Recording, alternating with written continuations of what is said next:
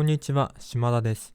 今回は私がなぜバレエを整体として使っているのかについてお話をします。講演会などに呼ばれると、そもそもなんで治療家である自分がバレエの要素を生かして体を整えるためのヒントっていうのを伝えているのかっていうような質問が結構出るんですね。なので、改めてバレエといわゆる整体などの共通点や、それを活かせるとどうなるのかについてお話ししようかなというふうに思います。ただ、単に私の活動の話をするだけだと番組としてちょっと寂しいので、なぜバレエをやっているのに硬いのかとか、その対策などについても合わせてお話をします。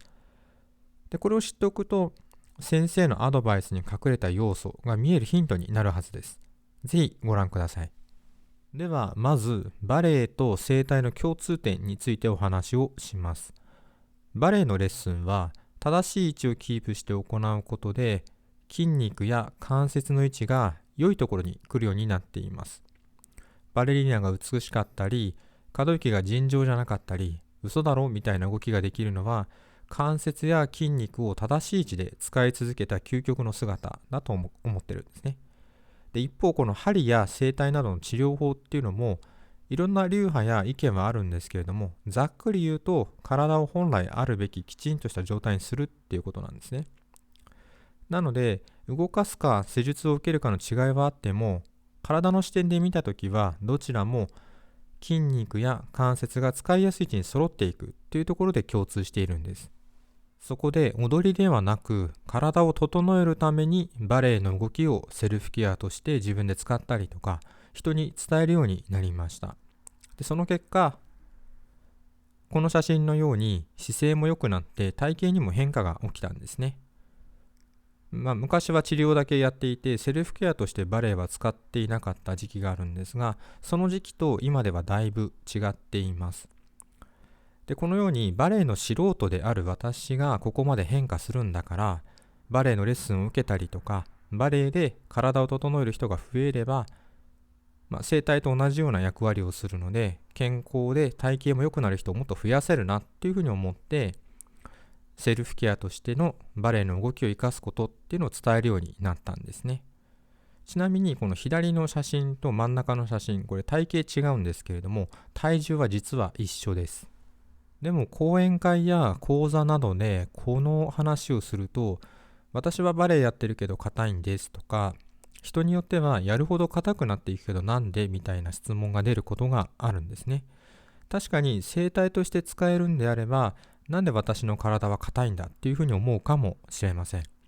で、このようにバレエやってるけどちょっと硬いなっていう人の原因の一つとして言えるのは、先生のアドバイスの捉え方の違いっていうのがあります。これどういうことかというと、例えばつま先を伸ばしてってアドバイスがあったときに、先生が言うつま先を伸ばしてと、生徒さん、特に大人からバレエを始めた方がイメージしているつま先を伸ばしてっていうのは違っていたりするんですね。実はつま先を伸ばしてというアドバイスには背景というか前提があります。で、この空白の大きさがちょっと恐ろしいなっていうふうに思うかもしれませんが、まず大きなポイントとしては、かかとを前にして甲を伸ばし、そして指を伸ばすの3つ。そしてかかとを前にするにはアンディオールをしているはずで、アンディオールするときには膝は伸びたままでいてほしいということですね。さらに甲を伸ばすためには、この青色と赤色の骨が安定していることによって足首を使うことで伸びるようになります。で、この虚骨と言われる水色の骨ですね。この骨を使って足首を動かそうと思ったときには、骨盤がずれないようになってないといけないので、骨盤と太ももの間にスペースがある状態でフレックスをしてからつま先を伸ばすという順番になっている。そしてこれをキープしようとするとお腹が出ないので反り腰も防げるはず。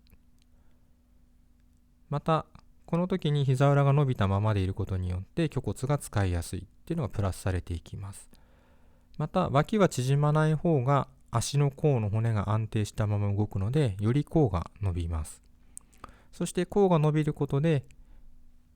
指を伸ばしたまま使いやすくなるし、この時に呼吸を止めないことでギュッと固めて筋肉を使うのを防いで、指を離して伸ばしやすくなります。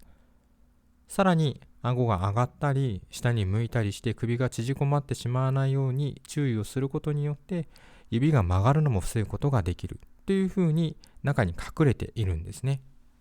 つまりつま先を伸ばしてというアドバイスには、この前提で伸ばしてねっていうのが行間にあるんですね。なので文字通りつま先だけ伸ばそうとしてもうまくいかなかったり、つま先を伸ばすときに前提になる姿勢が崩れたりすると、伸ばしてるはずなのにそうじゃないよっていうふうに言われることがあります。でもここまで聞いてこうも思ったかもしれません。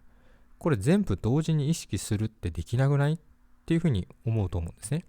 で、実際その通りで、これを同時に意識してやることはできません。じゃあ先生や子供の頃からバレエをやっている人たちっていうのはどうしてこれが普通にできるのか。それは動きの仕組みに秘密があるんですね。運動には大きく分けて2つの種類があります。一つは意識して何かをする動き。これは一つ一つのことを別でやります。例えば指先の細かい作業などの丁寧な動きだったり、これをやろうって思うときはこれですね。で、もう一つは脳内の AI による自動処理です。これはいろいろな情報があったときに、それらをまとめて自動で調整してくれるルートです。体幹など体の内側を使ったりとか、いい姿勢をキープするときに使います。いわゆる体で覚えた動きで練習で動かしてきた経験や、繰り返し正しい位置とのズレを直し続けることでどんどんデータが溜まっていくんですね。で、踊りに限らず動くときっていうのは、この脳内 AI を作動させて、いい姿勢をキープできるように事前準備します。で、それからやりたい動きをすることによってスムーズに動くんですね。で、バレエの先生や子供からバレエをやっている人たちは、過去の練習でこの脳内 AI にデータが溜まっている状態なので、ある程度自動でやってくれるところっていうのが多いんです。なので、やりたい動きだけを意識することができます。一方、大人からバレエを始めた方の場合、脳内 AI にデータが少ない状態なので、自動でできる範囲っていうのが少なくなります。その分、意識して動かすところが増えるので、意識するところが多くなりすぎると、脳内で処理が間に合わずにフリーズしてしまって動きが硬くなるんですね。これが固まるっていう状態です。じゃあどうすればこの脳内 AI を使っていい姿勢をキープしやすくなるのっていうふうに思いますよね。で、私も実際これだけ意識するところがあるのに、そんな自動でやれる範囲なんてどうやって増やすんだっていうふうに思っていました。でもバレエって歴史が長いので、ちゃんとそれがシステマチックに解決するようになってるんですよね、練習の中で。その一つがバーレッスンです。プリエから始まってフォンデュで足を上げるまで順番がだいたい決まっています。体がまっすぐの状態からずれないことだけを注意して、この順番通りに体を動かしていくと、脳内 AI を使って自動で動かせるところが増えるようになってるんですね。もう一つはアンシェヌマンという一連の動きの流れですね。日によって先生が順番やバーレッスンの内容を変えることがあると思いますが、それはその後踊るときに必要なパーツっていうのが違うからなんですね。これらをやることで自動で動かす部分と意識して動かす部分を組み合わせるようにレッスンが組まれています。でもそうは言っても音楽に合わせてだと難しいっていうふうに思ったり、仕事終わってからレッスンに行くし、最初から固まった状態でちょっとやりづらいなっていうふうに思ったり、そもそも硬いからレッスンで動かせる状態じゃないっていう方もいるかもしれません。実際バレエの動きを正しい位置でやりきるというのはなかなか難しいんですね。そこで冒頭でもお話しした通り、バレエの動きを分解して筋肉や関節を使いやすい位置にする方法っていうのを講座や動画などでお伝えしてるんですよね。YouTube で紹介しているのはその中の一部です。で、バレエは実際に動いてポーズを取ったりするので、結果が目で見てわかります。それをバレエやってない人でもできるように、解剖学や運動学などの視点で見て、動きの中でメインで使う筋肉や、それを支えるインナーマッスルこの辺かなっていうのを絵で確認するんですね。で、また私は鍼灸師なので、体を経絡というツボのつながりで見ます。解剖学の視点で出てきた筋肉がどの経絡にあるのかっていうのを見ると、関連するところのマップが見えてくるんですね。それを針が使えない人でもできるように、生態的な見方でどこをどう動かせばいいかっていうのを生態やセルフケアで翻訳しています。つまりバレエの動きで必要な部分っていうのをパーツに分けて、それを翻訳して組み合わせることで体を整える方法にしてるんですね。これはもちろん体を整える整体やセルフケアとしても使えますし、元がバレエの動きなので筋肉や関節を踊りやすい位置に揃えるためにも使うことができます。特にレッスン前にやることで自動で動かせるところを増やすことができるので、あらかじめ動きやすい状態でレッスンをスタートすることができるんですね。まとめると、体の視点で見たときにバレエも整体もどちらも筋肉や関節の位置をいいところに揃えることができます。ただバレエの動きというのは言葉にしきれない量の動きが裏に隠れているので、一生懸命やってるのになぜか体が整わないという方もいるんですね。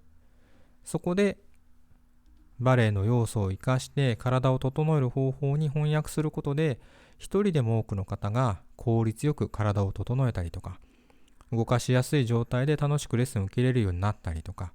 レッスンの後のしんどさが減らせるように講座や動画でその方法やヒントを紹介していますというわけですね。で、今後も体を整えるヒントとして、これは知っておくとためになるなと思えるようなものをお届けするようにしていきます。また講座についてはメルマガなどで募集しているので、概要欄に載せておきますので、バレエを整体で使うってちょっと面白いかもというふうに思った方はぜひチェックしてみてください。ではまた次回お会いしましょぜひ明日からのレッスンに活かしてもらえれば嬉しいです。ありがとうございました。